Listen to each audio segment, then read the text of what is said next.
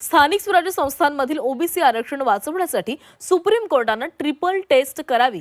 Empirical data गोळा न केल्यानंच आज राज्यावर निवडणुकाच रद्द होण्यापर्यंतची वेळ येऊन ठेपलेली आहे, अशी टीका ओबीसी नेते लक्ष्मण हाके यांनी केलेली आहे. स्थानिक स्वराज्य संस्थांच्या निवडणुकीमध्ये पेसा ऍक्ट लागू असलेल्या काही जिल्ह्यातलं आरक्षण 50% पुढे गेल्यानं सुप्रीम कोर्टाच्या निर्णयाचं उल्लंघन होऊ पाहतंय.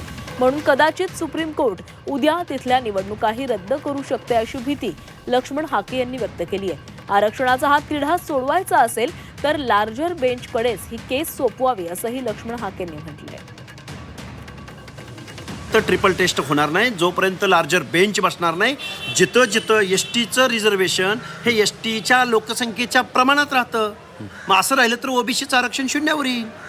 याच्यावरती खूप मोठं अमेंडमेंट करावं लागतं. जे आदिवासी जिल्हे आहेत म्हणजे तिकडं पेसा ऍक्ट लागू आहे, पेसा ऍक्ट लागू आहे, तिथे स्वाभाविक होणारच आहे. त्यामुळं त्याच्यावरती निर्णय घेण्यासाठी लार्जर बेंच बसावं लागेल, घटनात्मक दुरुस्त्या कराव्या लागतील.